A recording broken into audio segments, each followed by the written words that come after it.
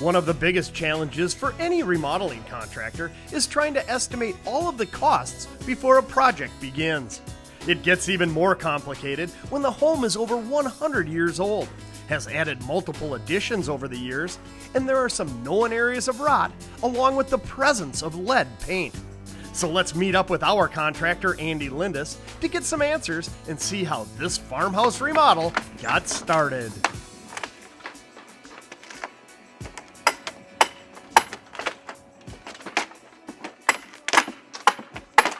Well, Andy, what a beautiful end result on what appears to me to be, I'd say, older than a 100-year-old farmhouse. Yeah, this house is older, like you said, older than 100 years. It's actually the fourth generation of people living in this house.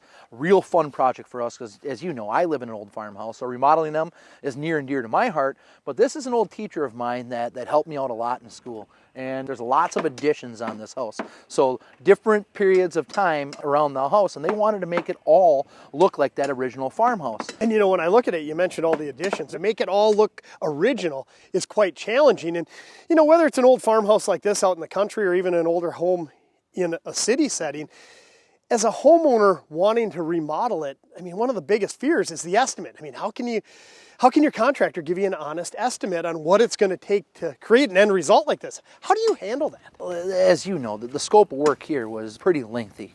So just to estimate a project like this sometimes can take the better part of a day. We've been able to really shorten that length of time through some new computer programs that we have and our customer relationship management software all working together in order to be able to price things out.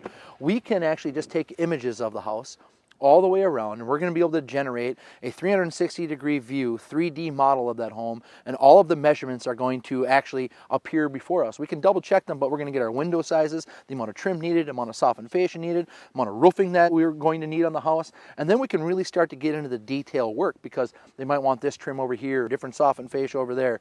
So we can really sit down, go through those numbers, and trust those numbers.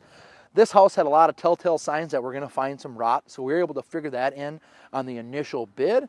A lot of times, though, that stuff can be hidden. That should be the only time a contractor comes to you with a change order unless you're making changes yourself. Sure. And so do you find that the latest technology and incorporating that into your system really helps with the visualization process and ultimately the peace of mind for the homeowner before they go signing a contract? Well, as you know, we want to do our best to give the homeowner the end result before they even sign on the dotted line.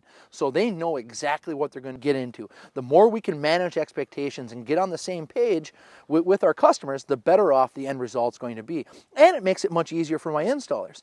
All of these images and this computer program, our guys know exactly what they need to do, when they need to do it, and they're going to try to coordinate 4 or 5 different crews on a project like this from start to finish. That's important. Yeah, it is. Can we go up there and take a look at some of those challenging areas you have to deal with? Yeah, absolutely.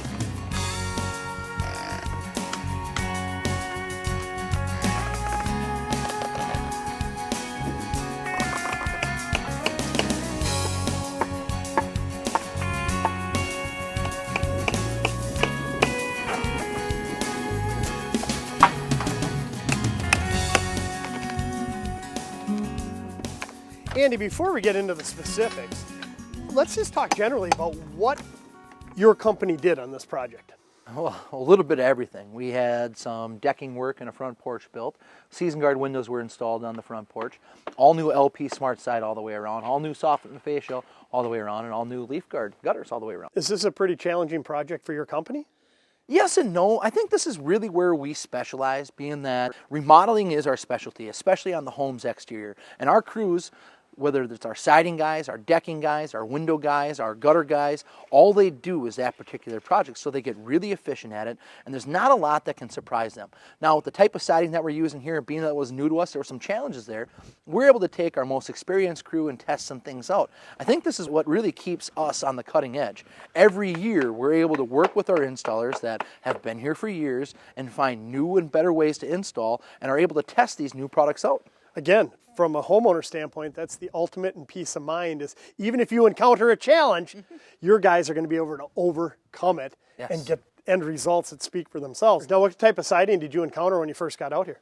Well, there's a couple different varieties of siding on here. The old 3-inch reveal cedar siding that had been painted on numerous occasions throughout the years. Sure. And then on some of the newer additions in the garage was this older vinyl siding. In fact, the vinyl siding, I'd never seen vinyl siding do what this siding was doing. Yeah. You remember the whole bottom row was discolored and starting to mold. It had green algae actually growing on the vinyl siding. Oh So my gosh. And so it's time for a change. yes. Now, with the old siding that you had to, again, remove because it all starts with demolition, did you encounter any lead paint? Are there some hazardous precautions you need to take as a contractor? Being that the house is built prior to 1978, lead paint comes up. And I've been talking to the homeowners. They thought they had sanded everything down to the bare wood before and that lead probably wasn't going to show up. My experience is it usually still does, and we went around with our x-ray gun and we were able to find lead paint coming back to us on all surfaces. So we had to use lead safe practices throughout, mark off the territory, put everything in plastic, use a lined dumpster, and of course have our guys always wear the safety equipment just to make sure everybody was safe, not only my guys working here, but the homeowners as well. Sure, again, it comes back to peace of mind for the homeowner, and you should look for a contractor who goes the extra mile to do it right. Not only is it required, but just think from a safety standpoint for the workers themselves, their families, the homeowners here. I mean, does it really cost that much more to do it right? No, average job for lead safe practices is under $500. So when you think, I mean, poly's cheap. And just wearing the suits and the safety equipment and having things marked off, there's not a lot that goes into it. So it's relatively cheap, so I don't really understand why anybody wouldn't do it. Sure, no such thing as a good shortcut. No. I mean, you want to do it right at any aspect of it, that's for sure. Let's continue around. I mean, this is an awesome project.